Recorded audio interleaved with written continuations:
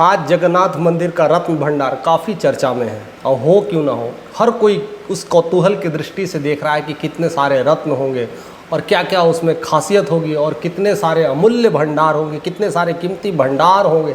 हर कोई जानने के पीछे है, हर कोई ये जानना चाहता है कि क्या है, आखिर ये रत्न भंडार कैसे रखे गए हैं, या तो सेफ़ है कि नहीं, कि कितने सालों से दर सालों से सब सारी चीज़ें आ रही है। बहुत सारे रत्न लोग डाल रहे हैं, बहुत लोग जितने भी ये सपोर्ट में डालते हैं, बहुत लोग आते हैं तो गिफ्ट कर देते हैं।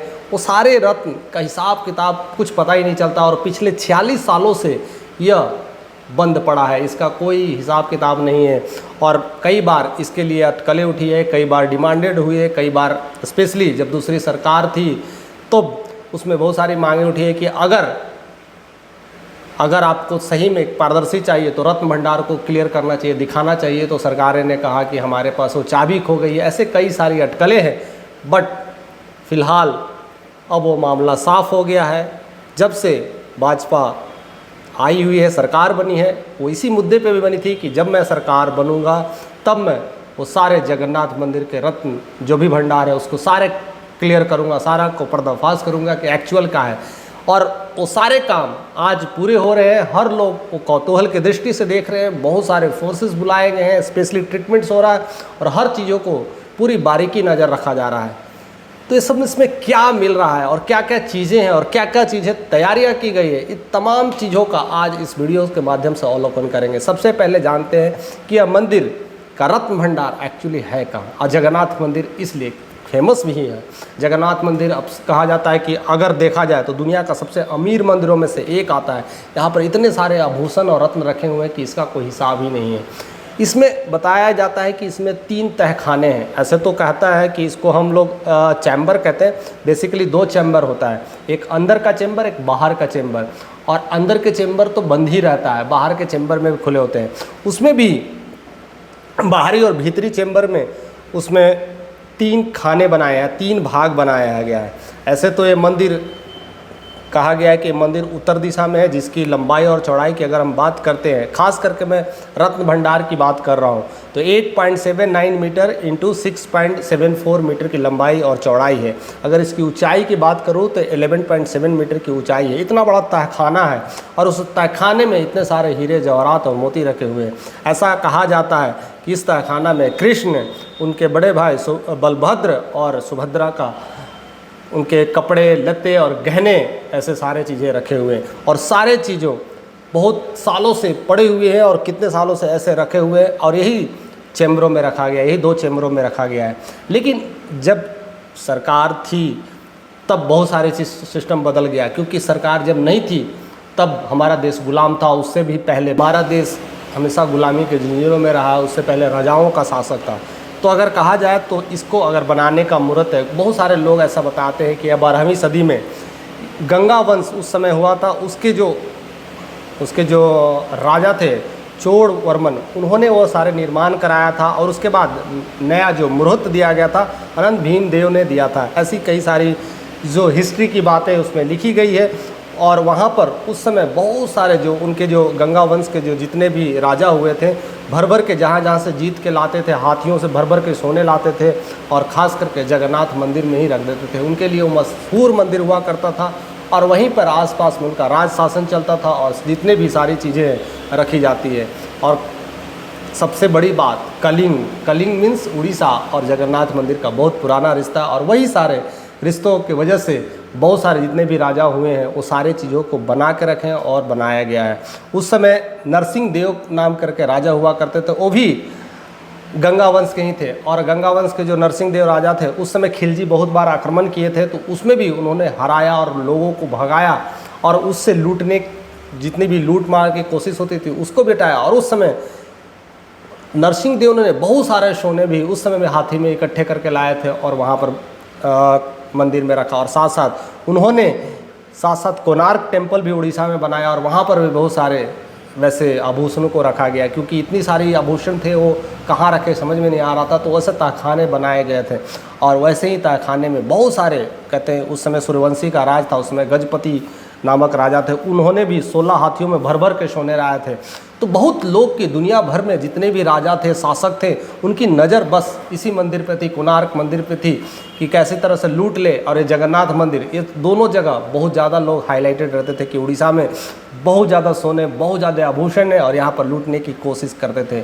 उस समय काला पहाड़ नाम का एक शासक था, उसने भी बहुत सारे लूट वूट बनाने की कोशिश की और कई बार वो निष्फल हुए कि बहुत सारे जो यहाँ पे राजा थे वो बहुत सारे काम को निष्फल कर दिए। या तो मंदिर को सील रखते थे, वहाँ के पुजारी थे इस मंदिर को सील रख करके जबल टाला कैसे कैसे लगा करके पूरी तरह से सुरक्षित किए हुए थे।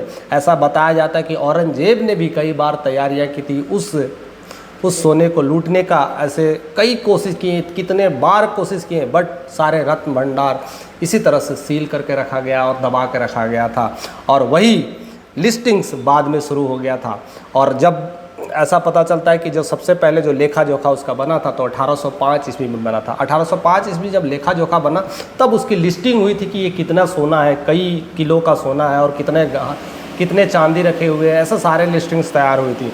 उसके बाद फिर 1952 में दूसरी लिस्टिंग्स हुई थी और उस लिस्टिंग के बाद कितना बचा हुआ है, क्या लूट गया है, क्या बचा है, सब सारी लिस्टिंग्स होते गई।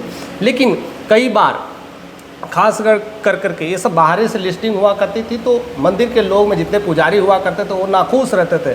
उन्हें लगता था कि कहीं ना कहीं वो धोखाधड़ी हो रहा है, कोई ना कोई सोना लेके जा रहा है, क्या हो रहा है।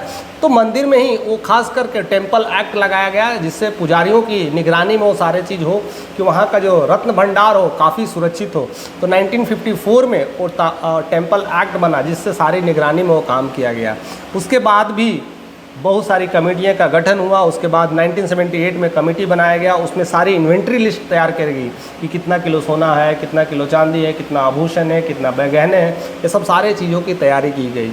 और उसके बाद 1982 में भी ये सारी लिस्टिंग की तैयारी की गई, चाबी खोलने की कोशिश की गई, लेकिन ये सब सारी प्रथाएं चलते गई। लेकिन 1985 में वो जो लास्ट बार तहखाने खोले गए थे उसके बाद से लेकर के आज 2024 है, इतने सालों तक वो तहखाने नहीं खोले गए।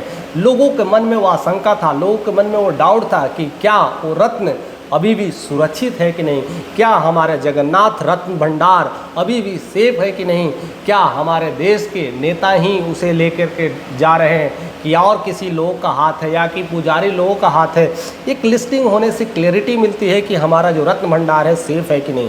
क्योंकि मैंने हमेशा बोला था, इसमें स्टार्टिंग में मैं बताया था कि इसमें 2 चेंबर है, एक भीतरी चेंबर है और बाहरी चेंबर है। भीतरी चेंबर में बहुत सारे जो गहने होते, पुराने गहने होते, बहुत कई सालों का होता, वो सब सारे ऐसे ही रखे होते हैं, उसे खोला नहीं जाता है। और जो उसमें जो 3 भाग बनाए गए हैं तो उसमें दूसरे भाग होते हैं तो वैसे गहने होते हैं जो साल दर साल जो कहते हैं ना रथ यात्रा निकलती है तो गहने निकाले जाते हैं, तैयार किए जाते हैं और शोभा यात्रा में इस्तेमाल किए जाते हैं। तो उसे खोला जाता था और ख़ास करके वो समय दर समय खोला जाता था, जिसकी निगरानी हमेशा राज्य सरकार को रहती थी। और तीसरे जो आभूषण वाले जो भाग थे, तीसरा भाग जो डेली कपड़े चेंज किए जाते हैं, डेली आभूषण चेंज किए जाते हैं, वो सारा जो चाबी है पुजारियों के हाथ होता था।